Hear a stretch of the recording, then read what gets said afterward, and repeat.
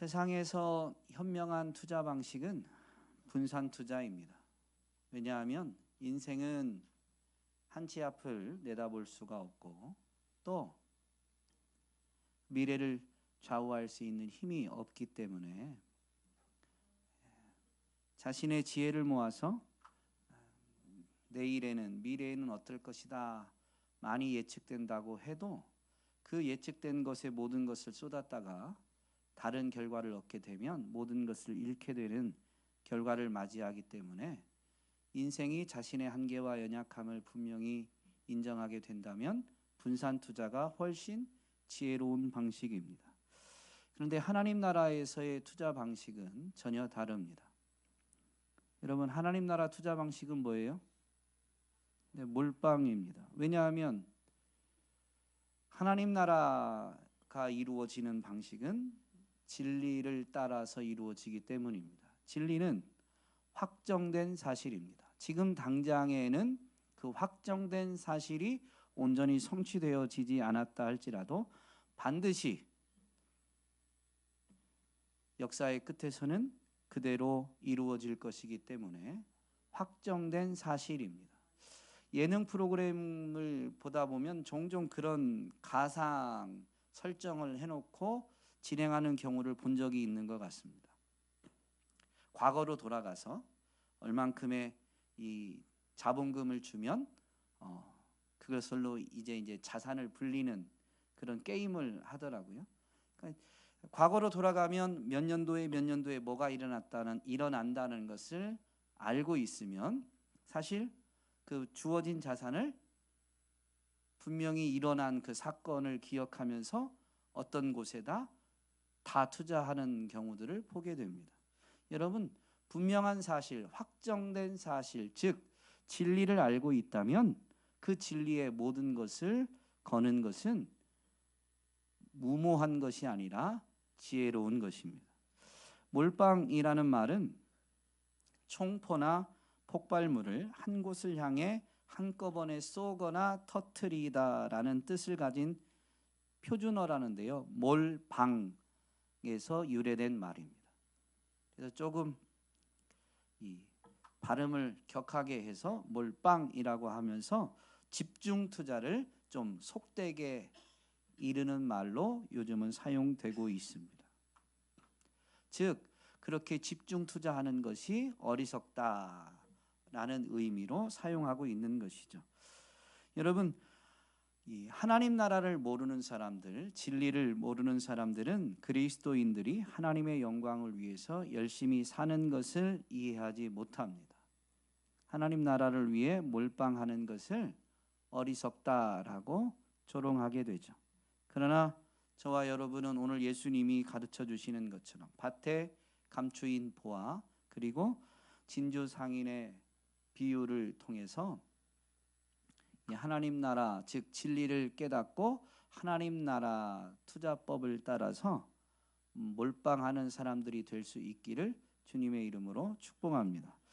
이 비유의 공통점을 살펴보면 밭에 감추인 보와 진주 상인의 이 비유 두 비유의 공통점을 보면 이 비유는 사실 하나님 나라를 가르치고 있는 거니까요.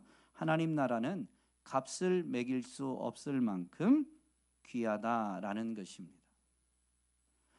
영적으로 비천하고 비참한 죄 많은 세상 모든 사람들이 영원히 부요하게 되기에 충분할 만큼 하나님 나라는 귀하고 가치가 있습니다.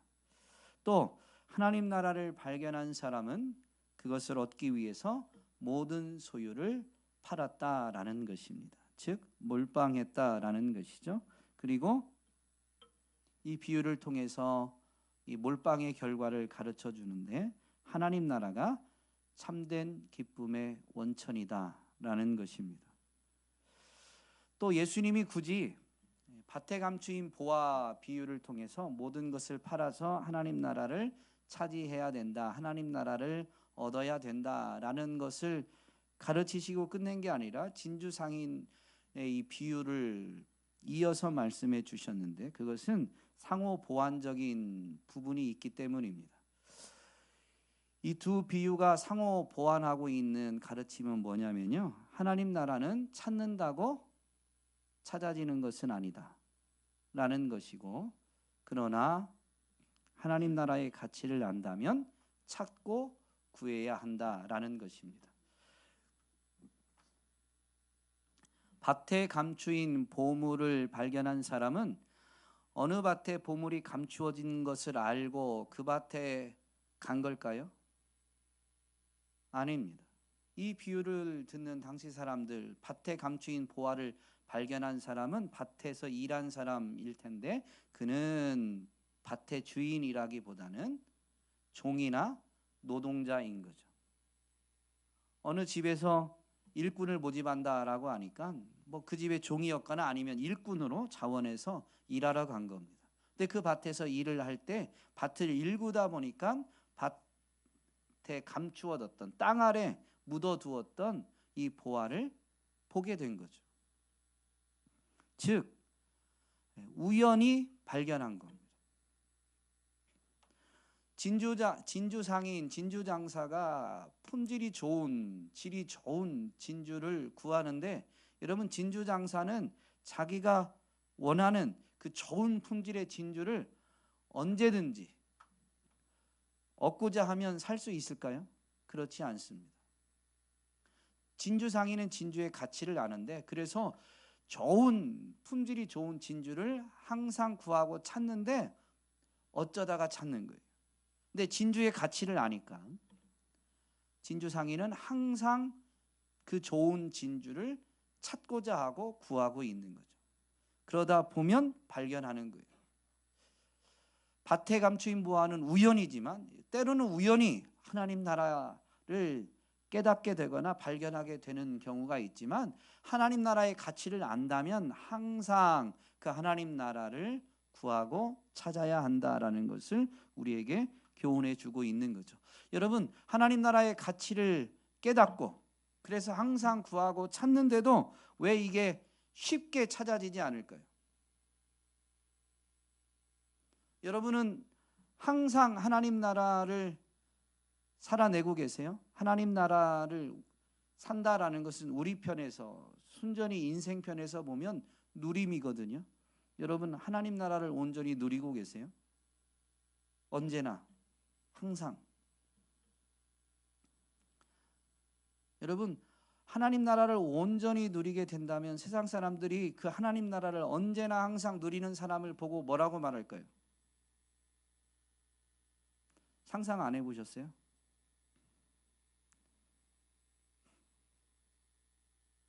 교회에서 뵐 때는 우리 권사님이 그런 얘기를 많이 들으실 것 같아요. 이병수 권사님이.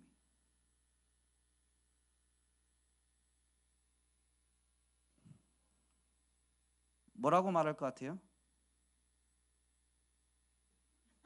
그건 교회 용어고, 네. 교회에서 볼 때 우리 권사님의 모습을 뵀는데 그걸 권사님이 항상 저러고 계신다. 그럼 세상 사람들이 볼 때 뭐라고 할 것 같아요? 뭐가 그렇게 좋아? 그런데 그걸 비아냥거리는 소리로 하면 뭐라고 할 것 같아요? 권사님이라고 예를 들어서 차마 말을 못하는 거예요. 그렇지, 제정신이냐 이거. 제정신이 아닌 사람 보고 뭐라고 그래요? 미친 거 아니야. 뭐가 그렇게 좋아? 항상. 세상은 이해 못하거든요. 그런데 하나님 나라는 성령 안에서 먹고 마시고 입는 것이 아니라 성령 안에서 의와 평강과 희락이라고 했습니다. 의는 하나님과의 관계를 말하고, 그 하나님과의 관계가 바로 되니까 내 안에 평화가 있는 거예요. 그리고 기쁨은, 희락은 내 안에서부터 누려지는데 그게 밖으로까지 표출되는 거죠. 그래서 사실 하나님 나라를 누리는 사람의 외적 표징, 외형적으로 드러나는 그 표징은 뭐냐면 기쁨입니다. 기쁨입니다. 우리 교회의 이 사명, 비전 생각해 보면, 요즘은 제가 한 문장으로 바꾼이라고, 올해부터는 예수 그리스도를 통해 구원의 기쁨을 풍성히 누리고라고 했지만 그것을 공동체를 강조할 때 전에 구분해 놓을 때는 예수 그리스도를 통해 구원의 기쁨으로 예배하는 예배 공동체, 구원의 기쁨을 풍성히 누리는 예배 공동체, 이렇게 했습니다. 여러분, 예배는 구원의 기쁨, 하나님 나라를 경험하는 자리입니다. 그러면 그게 뭐냐면요, 기쁨이에요. 일주일 동안 삶을 살 때는 세상 문제 때문에 찌들고 고민하고 힘들어하다가도 예배의 자리에 와서 주님을 배웠고 주님이 베푸신 은혜를 되새기고 체험하면 여러분, 내게 강 같은 평화, 그 다음에 바다 같은, 세 번째 내게 샘솟는 기쁨, 이게 예배 시간에 누려지는 거라는 거죠. 그게 하나님 나라예요. 하나님 나라. 여러분, 이 하나님 나라가 항상 누리면 좋겠는데 그 가치를 알고 항상 찾고 구하는데도 왜 쉽게 안 누려줄까요?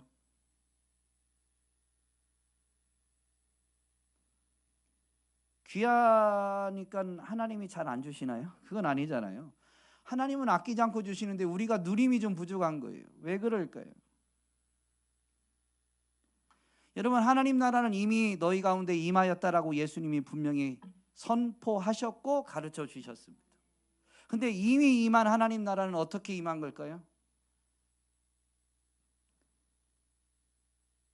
씨 뿌리는 비유를 통해서 다 설명을 했는데,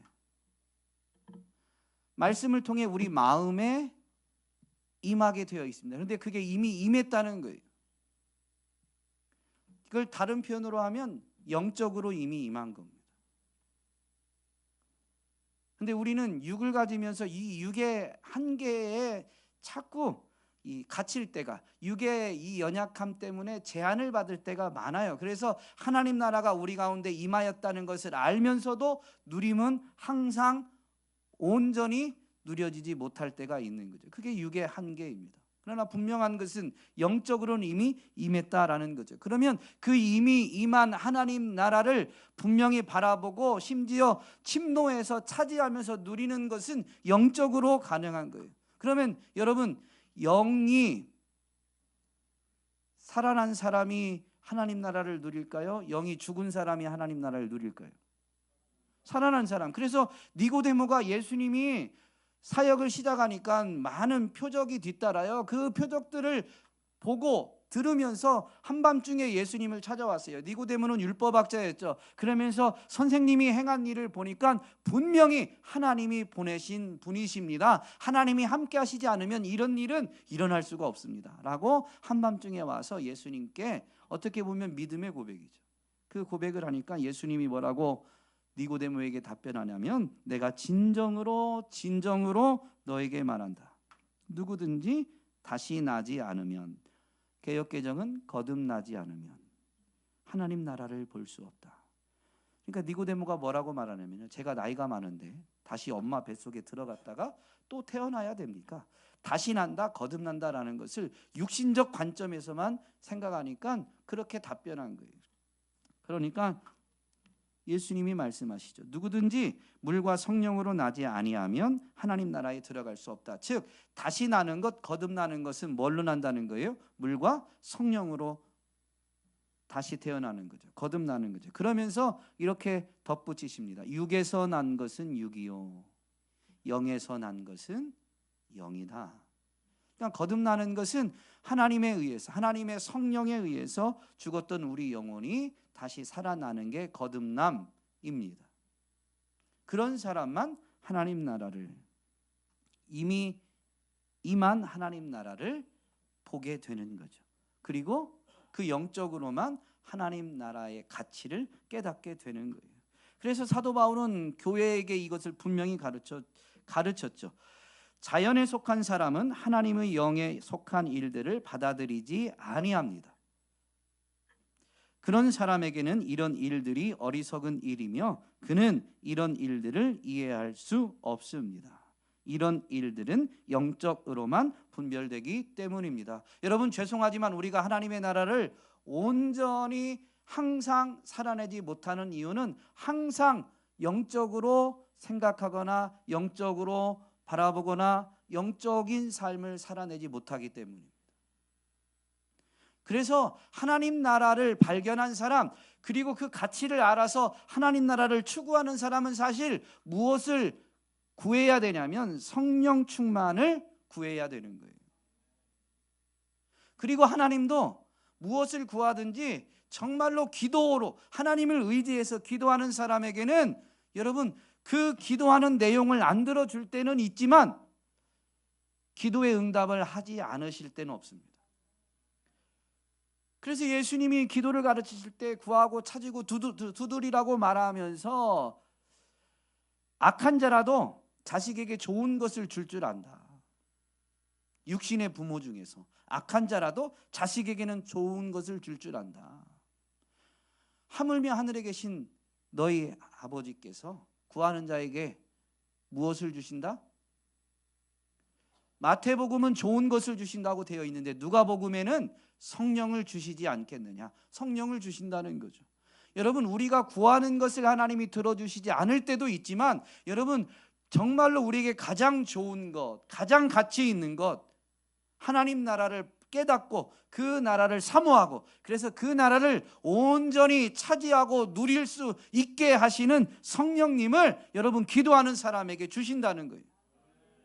그래서 내가 구하는 것이 응답되지 않아서 때로는 실망하고 낙심하고 있는데 삶을 살다 보면 어느 순간에 하나님이 내 기도를 안 들어주신 이유가 있구나, 오히려 내게 가장 좋은 길을 주시기 위함이었구나 라고 깨닫게 되잖아요. 그건 우리 지혜가 아니에요. 이미 우리에게 우리가 기도한 것에 대해서 가장 좋은 것을 주신 성령을 주신 하나님의 은혜입니다. 우리 안에 기도 응답으로 받게 된 성령님의 역사하심인 거죠. 여러분 성령님을 힘입을 때에만 하나님 나라를 볼 수 있고 하나님 나라를 사모해서 사고자 하고 구하고자 하고 그러다 보면 하나님 나라를 들어가는 차지하는 하나님 나라를 경험하는 은혜를 누리게 되는 것입니다. 여러분 이것이 성령님의 역사, 성령님의 은혜인데 우리 편에서 보면 하나님 나라는 어떻게 차지할까요? 다른 표현으로 바꿀게요. 하나님 나라는 어떻게 들어가요? 믿음으로 가요. 여러분 그럼 믿음이라는 게 뭐냐라는 걸 우리는 생각해 봐야 되죠. 오늘 본문이 믿음이 뭔가를 또 가르쳐 주는 겁니다. 믿음으로 하나님 나라를 들어가고 믿음으로 하나님 나라를 차지하는데 오늘 비유가 하나님 나라의 가치를 아는 사람은 항상 구하고 찾다가 그것을 발견하면 이렇게 한다는 거죠. 그게 믿음이에요. 여러분 믿음은 예수님이 대신 모든 값을 지불하셨다라는 것을 인정하고 받아들이는 거예요. 이 표현에는 뭐가 전제되어 있고 함축되어 있냐면 나는 결코 값을 지불할 힘이 능력이 없다라는 겁니다. 여러분 우리가 가진 것으로 하나님 나라를 살 수 없어요. 나는 하나님 나라를 얻고자 할 때 내 힘으로는 정당한 값을 지불할 수가 없는 거죠. 이것은 구약에서도 고백되어진 믿음의 고백입니다. 시 49편에 보면 시인이 이렇게 고백합니다. 아무리 대단한 부자라 하여도 사람은 자기의 생명을 속량하지 못하는 법. 하나님께 속전을 지불하고 생명을 속량할 사람은 아무도 없다. 생명을 속량하는 값은 값으로 매길 수 없이 비싼 것이어서 아무리 벌어도 마련할 수 없다. 여러분 이것이 인정되어지고 고백되어지는 사람만 예수님을 찾고 의지하는 겁니다. 인생이요 지금은 내가 지불할 능력이 없지만 내가 조금만 더 열심히 노력하면 몇 년만 있으면 내 삶이 달라지고 내 삶에 평안이, 기쁨이, 행복이 넘치게 될 거다라고 생각하면요 인생은 노력하지 하나님 찾지 않아요. 그게 세상의 방식입니다. 그런데 분명히 가르쳐 줍니다. 아무리 벌어도 평생 벌어도 값을 마련할 수가 없습니다. 그래서 구원의 노래를 고백한 이 복음성 가사 중에 보면 죄악에 썩은 내 육신을 주님이 살리셨네. 그러면서 3절 가사에 보면 그런 고백을 합니다. 죄악에 있는 나를 주님이 살리셨다는 것을 깨달은 사람이 뭐라고 고백하냐면요, 이 시인의 고백과 같죠. 평생 갚아도 빚진 자 되어 주님의 빚진 자 되어. 여러분, 주님 가신 길 뒤따르는 것은요, 은혜 때문에 내가 그 은혜를 조금이라도 갚아보고자 하는 것이지, 신앙생활 몇 년 하고 교회에서 봉사 조금 하고 난 빚 다 갚았다고 말할 수 있는 사람은 아무도 없습니다. 왜냐하면 우리의 힘으로 지불할 수 없는 값이기 때문이에요. 예수님은, 아니 구약에서도 하나님은 이사야 선지자를 통해서 그래서 하나님의 백성들, 하나님의 은혜를 저버린 어리석은 그 하나님의 백성들을 포기하지 않으시고 선지자를 보내면서 이렇게 말씀하시죠. 너희 모든 목마른 사람들아 어서 물로 나오너라. 돈이 없는 사람도 오너라. 너희는 와서 사서 먹되 돈도 내지 말고 값도 지불하지 말고 포도주와 젖을 사거라 라고 말합니다. 이어지는 말씀에 보면 너희는 귀를 기울이고 나에게 와서 들어라. 그러면 너희 영혼이 살 것이다. 와서 돈도 값도 없이 살아라는 말씀을 듣고 주님 앞에 나와서 은혜를 구하면 여러분 너희는 살 것이다. 너희 영혼이 살 것이다 라는 거죠. 여러분, 생명을 얻는 것은 우리가 값을 지불해서가 아닙니다. 하나님 나라를 들어가는 것, 하나님 나라를, 영원한 생명을 살아내는 그 하나님 나라를 차지하는 것은 나는 지불할 능력이 없어서 주님이 은혜를 주시지 않으면, 주님이 대신 값을 지불해 주시는 그 주님의, 예수님의 은혜가 아니면, 예수님의 십자가의 은혜가 아니면 저는 영원한 형벌을 피할 수 없습니다 라고 인정하고 예수님의 은혜를 구하는, 그 은혜를 받아들이는 것, 그게 믿음인 거죠. 그런 사람은 값없이 사는 거예요. 그런데 여러분, 값없이 샀다, 내 편에서는 값을 지불하지 않았어요. 그렇다고 해서 그 값이 얼마나 큰지를 모르는 게 아닙니다. 정말로 나는 지불할 능력이 없는데 예수님이 대신 지불해 주셨음을 알고 그 예수님이 대신 지불해 주신 그 은혜를 받아들인 사람은 그 은혜가, 그 값이 얼마나 큰지를 되새겨 보면서 이런 행동을 하게 되는 거예요. 오늘 본문처럼 내가 가진 것을 다 내어줄지라도. 오늘 당장 여러분 재산 갖고 오라고 안 하는데 아무도 아멘 안 하시죠. 돈 얘기만 나오면 우리는 이렇게 위축됩니다. 여러분, 참된 믿음은, 즉 구원 얻는 믿음이 참된 믿음이죠. 참된 믿음은 그 구원을 값없이 받았는데 그 구원의 은혜를 간과하지 않아요. 거저 받았다고 해서 그것을 그냥 가볍게 여기지 않는, 아니 그것을 그냥 넘어가지 않는 거죠. 여러분, 믿음은 믿음으로 얻는 것보다 더 귀한 가치를 지닌 것이 세상에는 아무것도 없다는 것을 아는 것입니다. 문장이 조금만 길어지면 힘들어합니다. 믿음은 믿음으로 얻는 것, 영생, 하나님 나라, 이런 것들보다 더 귀한 가치를 지닌 것은 세상에는 어디에도 없다라는 것을 아는 거예요. 알게 된 거죠.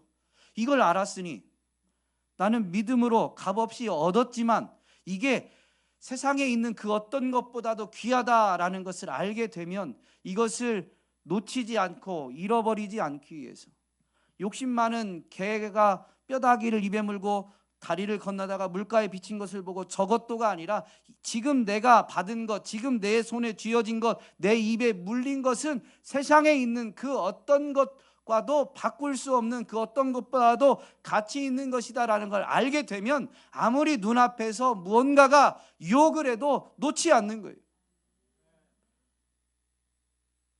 심지어 지금 이것을 빼앗기지 않기 위해서 누군가가 위협하면 만약에 내게 있는 것이 있다면 그걸 대신 내어주는 거죠. 이걸 가져가고 이거는 좀 내가 가질 수 있게 해주면 안 됩니까? 세상에선 이런 게 더 귀한 거 아닙니까? 돈, 인기, 명예. 나 이런 거 잃더라도 나 예수님은 이 영원한 생명은 하나님 나라는 잃어버릴 수 없습니다. 가치를 알면 그렇게 고백하게 되어 있다니까요. 그래서 예수님을 만난 제자들은 모든 것을 버려두고 예수님을 따라간 거예요. 예수님을 영적으로 만난 다메섹 도상에서 환상을 통해서 예수님을 만난 다윗은 12제자처럼 직접 만난 게 아니고 비록 환상이지만 그러나 그 만남이 분명하기 때문에 바울은 뭐라고 고백합니까? 예수 그리스도를 얻기 위해서 모든 것을 해로 여기고 배설물로 여긴다는 거예요. 바울이 당대 최고 학벌을 가졌습니다. 모든 사람들이 부러워할 만한 학벌을 가졌어요. 그런데도 불구하고 자기가 얻은 모든 것을 뭐로 여긴다고요? 배설물로 여기는, 그게 배설물이라는 게 아닙니다. 세상이 그걸 귀하게 여기는데 나도 그걸 귀하게 여기면 예수님과 학벌, 예수님과 돈, 예수님과 명예, 예수님과 인기 저울질하게 되어 있다니까요. 그게 오늘 당장 나한테 무엇이 유익할까? 예수님을 놓지 않으려니까 이걸 해로 여기는 거예요. 해롭다는 게 아니라 그 이전에는 이게 가장 귀한 줄 알고 그걸 얻기 위해서, 그 학벌을 따기 위해서 그렇게 애를 썼지만 그게 예수 그리스도보다 귀하지 않으니, 만약에 둘 중에 하나를 과감히 버려야 한다면 예수 그리스도를 얻기 위해서 이걸 버리려고 하니까, 여러분 공을 들인 만큼 버리는 건 쉽지 않아요. 내 땀이, 시간이 들어간 양에 비례해서 그걸 버리는 건 쉽지가 않다니까요. 그런데 예수 그리스도를 놓치지 않으면 어떤 순간에는 그렇게 공을 들인 것도 과감히 포기해야 될 때가 있어요. 그러면 그 순간에 예수 그리스도를 놓치지 않고 이걸 버리려면 여러분 이것을 어떻게 여겨야 될까요? 귀하게 여겨야 될까요? 배설물로 여기는 거예요. 해로운 걸로 여기는 거죠. 여러분, 하나님 나라의 가치를 아는 사람, 그 사람은 하나님 나라를 차지하기 위해서, 즉 예수 그리스도를 얻기 위해서 포기해야 할 필요가 있는 것은 과감히 포기합니다. 그때 그리스도를 놓치지 않기 위해서 세상이 뭐라고 하든 나는 이것을 그리스도 앞에서, 그리스도 안에서 해로운 것으로 여기며 살아가는 거예요. 항상 버리는 게 아닙니다. 그게 뭐냐면 그리스도께, 하나님 나라에 몰빵하는 거예요. 여러분 정말 하나님 나라의 가치를 바로 알고 그래서 하나님 나라에 몰빵하고 계십니까? 몰빵한 사람만 정말로 그 보화를 얻는 거예요. 정말로 몰빵하는 사람만이 찾고 구하고 찾고 구하다가 값진 진주를 얻게 되는 거예요. 지금 찾지 않는데 여러분 죽을 때 그냥 짜잔 하나님 나라 들어가는 게 아니라는 거죠. 예수님이 제자들을 떠나시기 전에 마지막 고별 설교하실 때 이렇게 말씀하셨습니다. 요한복음 16장 24절입니다. 지금까지는 너희가 아무것도 내 이름으로 구하지 않았다. 여러분, 제자들이 예수님께 아무것도 구하지 않은 게 아니에요. 제자들이 분명히 예수님 좌우편에 앉기를 요청했었습니다. 그 외에도 아마 많은 요청했겠죠. 누가 찾아오면 청탁하면 이 사람 좀 고쳐주시죠. 주님, 이 사람 좀 불쌍히 여겨주시죠. 그런 걸 낱낱이 기록하지 않았지만 제자들이 예수님께 뭘 요청하지 않은 건 아니에요. 그런데 예수님이 뭐라고 말씀하시냐면 지금까지는 너희가 아무것도 내 이름으로 구하지 않았다. 여러분, 예수님의 이름으로 구하는 게 뭐예요? 예수님의 이름으로 구하는 게 뭐예요? 예수님이 기도에 대해서 가르쳐 주셨잖아요. 너희는 먼저 하나님의 나라와 하나님의 뜻을 구해라. 그리하면 이 모든 것을 너희에게 더하시리라. 여러분 먹고 마시고 입는 것 구하지 말라고 했습니다. 왜냐하면 먼저 하나님의 나라와 의를 구하면 이 모든 것은 너희에게 더하여 주실 거니까. 하나님 나라와 의를 구하라는 거예요. 예수님이 기도를 가르쳐 주실 때도 분명히 아버지의 이름이 거룩히 여김을 받고 아버지의 나라가 임하며 아버지의 뜻이 이루어지기를 기도하도록 가르쳐 주셨죠. 그런데 어떻게 해요? 하늘에서 이미 하나님의 나라가 이루어진 것처럼 땅에서도 이루어지게 하여 주옵소서라고 기도하라는 거예요. 하나님의 뜻이 하늘에서 이루어진 것처럼 땅에서도 이루어지게 해 주십시오. 그 땅은 어디예요? 윤주성 집사님 사업장? 하준일 집사님 직장? 아니요. 윤주성 집사님이 기도할 때는 본인의 사업장이 될 수 있죠. 그때 땅은 뭐냐면요, 내가 서 있는 여기예요. 여기가 땅이에요. 땅은 인생이 살아가는 터전입니다. 내가 서 있는 거, 내가 발을 딛고 있는 거, 내가 살아가고 있는 거, 내가 걸어가고 있는 거, 거기에 하늘에서 하나님의 뜻이 이루어진 것처럼 여기에도 하나님의 나라가 임하고 하나님의 뜻이 이루어지기를 구하라는 거예요. 근데 지금까지는 제자들이 그렇게 기도했다 안 했다? 안 했다는 거죠. 구하여라, 그러면 받을 것이다. 뭐가 응답되는 거예요? 기도가 응답돼요. 기도 응답이 뭐예요? 하나님 나라가 임한 거예요. 하나님의 뜻이 이루어진 거예요. 그래서 너희의 기쁨이 넘치게 될 것이다. 여러분, 하나님 나라가 기쁨의 원천입니다. 그래서 내가 있는 곳에 하나님의 나라가 임하면 나도 기쁨이 충만하게 되어 있는 거예요. 돈도 우리에게 기쁨을 주지만 돈이 와도 들어올 땐 기쁜데 들어온 다음에는 기뻐요? 걱정과 염려가 있어요. 또 쓸 때도 기쁨이 있지만 쓰고 나면 줄어가지고 또 걱정과 염려가 있어요. 세상 것은 일시적인 기쁨을 주지만 영원한 흔들리지 않는 평안과 기쁨은 주지 않아요. 여러분, 진정한 참된 기쁨과 평화의 원천은 하나님 나라입니다. 여러분, 예수 그리스도께 하나님 나라에 몰빵하셔서 흔들리지 않는, 에이스 침대 말고 흔들리지 않는, 누구도 흔들 수 없고 빼앗을 수 없는 평안과 기쁨이 충만한 삶이 되시기를 주님의 이름으로 축복합니다.